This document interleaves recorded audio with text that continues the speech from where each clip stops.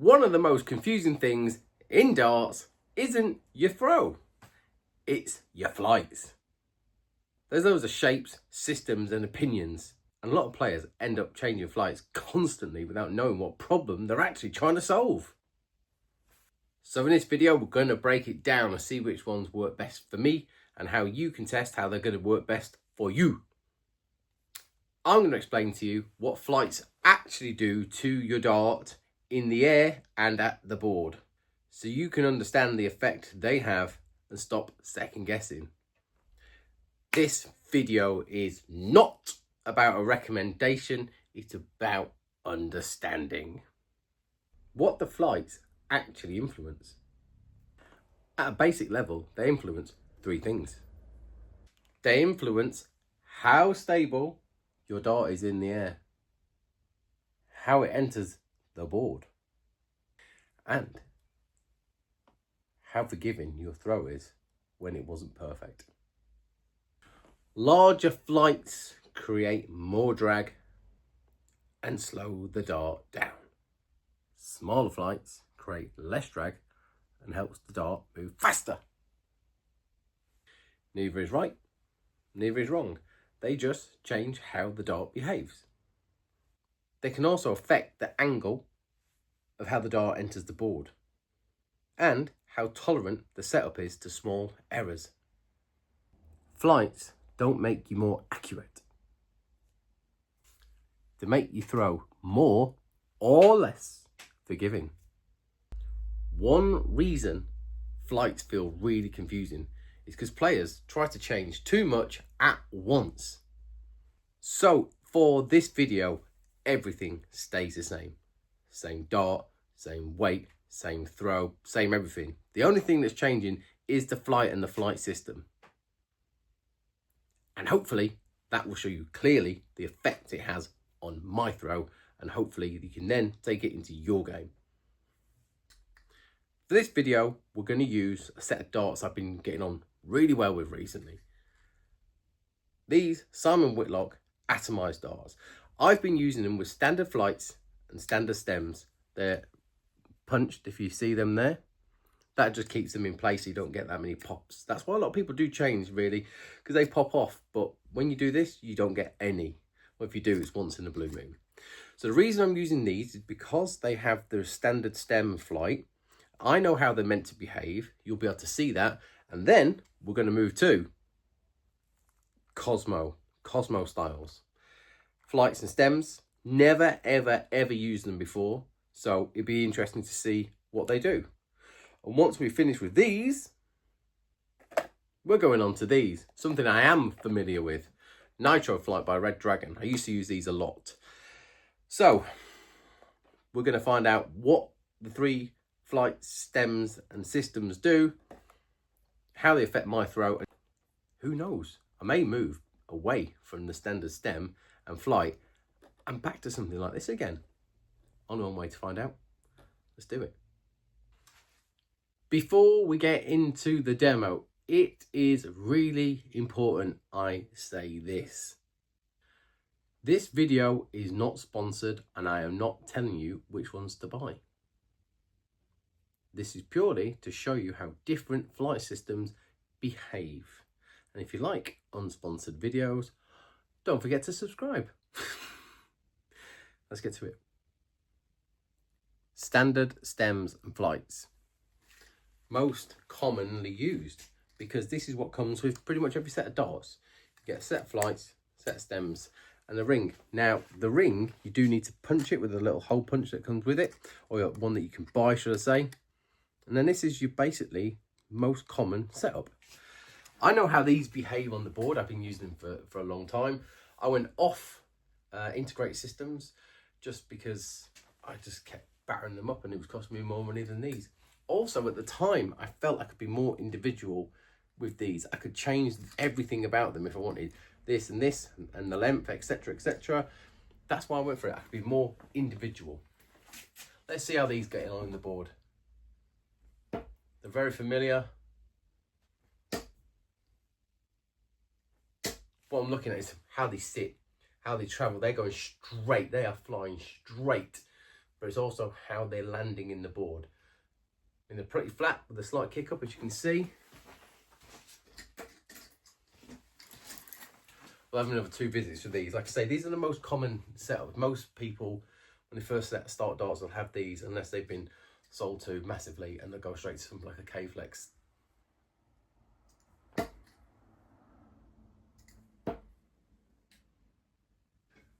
Okay, that was a little bit high, that last one. But look, they're almost flat. They're not quite as Jean Bambin flat, but they're flat with a slight kick up. One more visit, because that will give you the true C of how they land.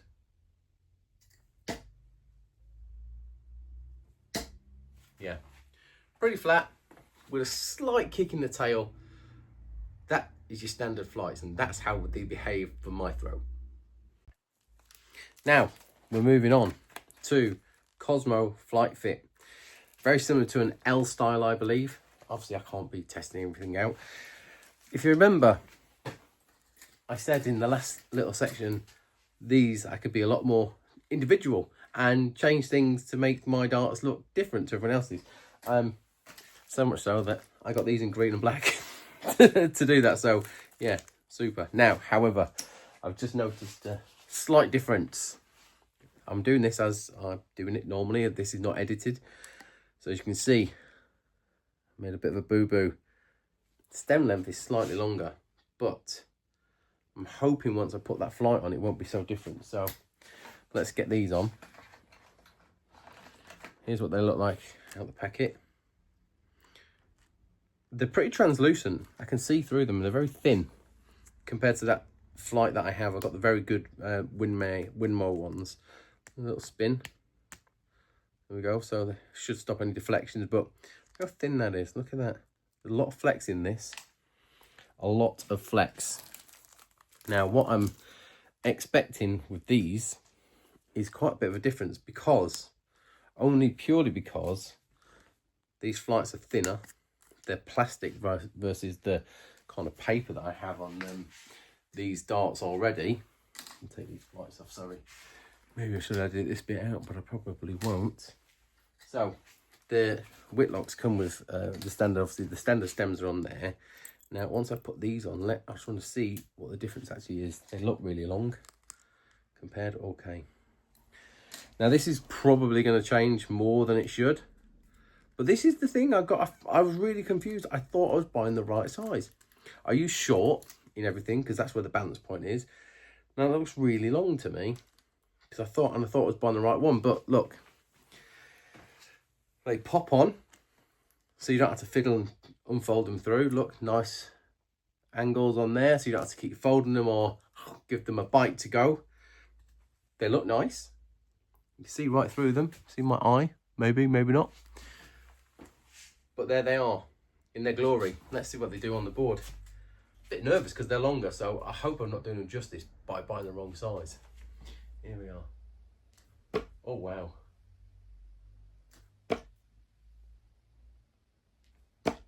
Okay.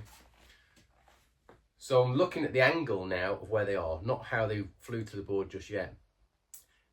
They're sticking up much better, much more. So I think if you was landing your darts on the top wire of the treble 20 or top of whatever you're going for, the fact they kick up more like this is probably going to be an advantage. But look, we've only had one throw with them, and this is obviously, as you can see, the first time I've ever thrown with them. Now obviously the darts feel a bit longer. They feel a bit longer. They score 26 really well. I think because they're a bit longer, they're affecting the way I throw it. Let's have another 1 or 2 visits on that. Just because I'm not sure. Yeah. Oh wow, that was a really bad throw. They stick up more. Now, I'm not sure I've given this the best demo because they are longer and they felt a little bit more alien. So let's give it one more throw just to double check. Because I don't want to do them a disservice.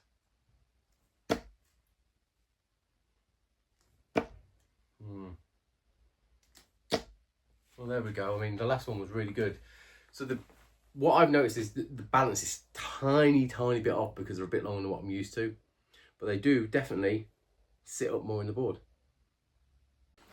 Next up, Nitro Flight. I am very familiar with these.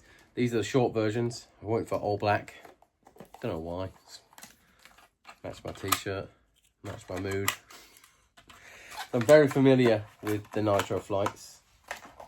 These are the short versions, so the Cosmo style. I don't know, are they the same as L style? There's so many out there. It's so confusing, but the integrated systems, they're all very similar. I do feel that these are not as flexible as what I've just tried there. They are more rigid. I know that anyway already. So these are the short versions. As you can see, these are more in line with the size of my standard flight and stems that I use. So I'm not expecting much difference between these and my standard stems, apart from the fact I can't screw it on. So we've gone from pretty flat to more angled. Now let's see what this does.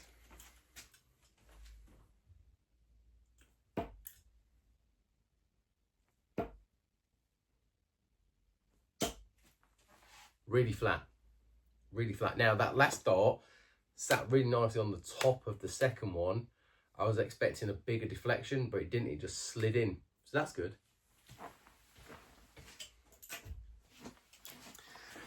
Since all of these integrated systems like K-Flex and the Nitro Flights and then the Fusions and all the bazillions other ones that have been out to market, there's been a real jump in people using these over the kind of standard stem and flights, and people just jumping straight to like an integrated system before they've experimented with other kind of styles with the standard stem and flights. But each to their own. Now let's have another few of these. Like I said, I know how these behave.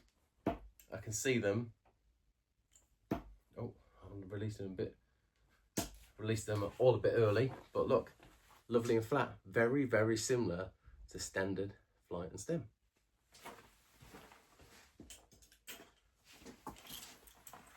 I also think actually the fact that they were a little bit longer, the Cosmo ones, made them kick up a little bit more, because the way I release the dart and hold the dart, it should be going flat anyway. That's how I like it, with just a tiny bit of elevation.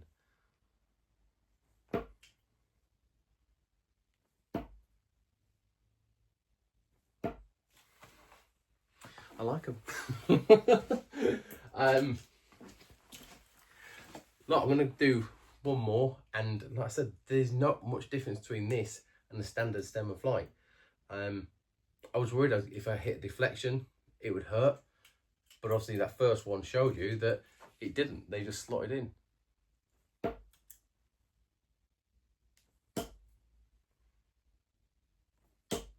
Right, that last one was a good example. Two, very grouped together, close. That third one hit it and it nudged it down. Was it on for a 20? I don't really know. But it definitely hit that last one, or the second dart, and pushed it below. Very similar. Very similar, in fact, to the standard stem and flight.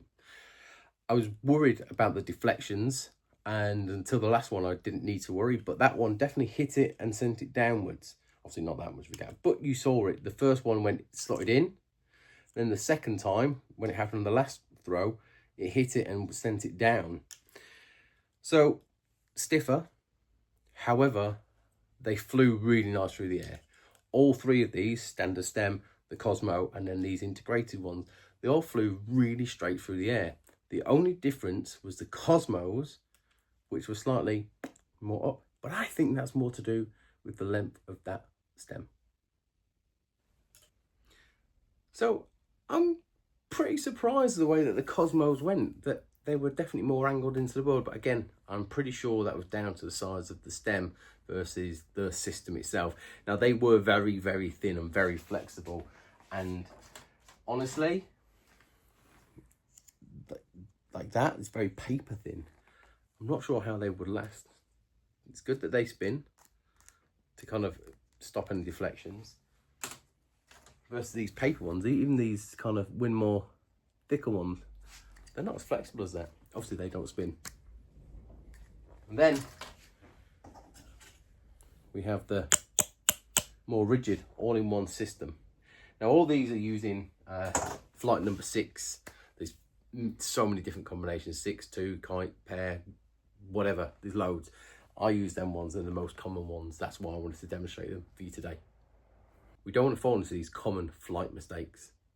We don't want to be that person that changes flights after every bad session. Don't want to just jump into some like a integrated system or a Cosmo or an L style or a standard one because your favorite pro does.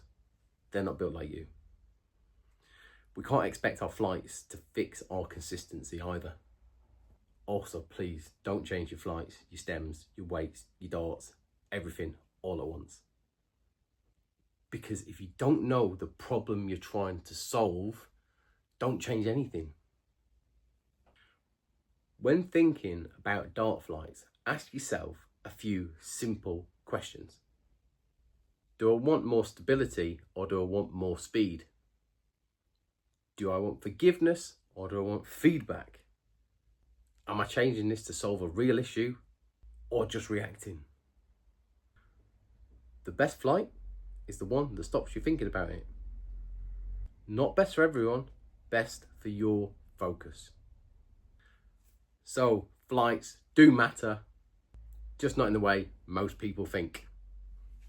They don't make you better, they change the way your dart behaves.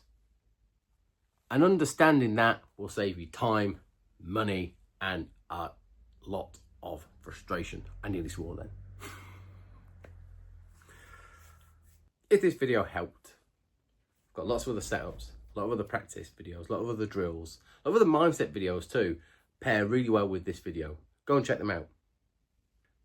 Most importantly for me right now is if you're still here, don't forget to like the video, get involved in the comments, tell me what flight systems you use and why you use them. But also don't forget to subscribe as well. All these actions help this video go further, helps other people in their darts journey too. So for now, thank you very much for watching. Until the next one, bye bye.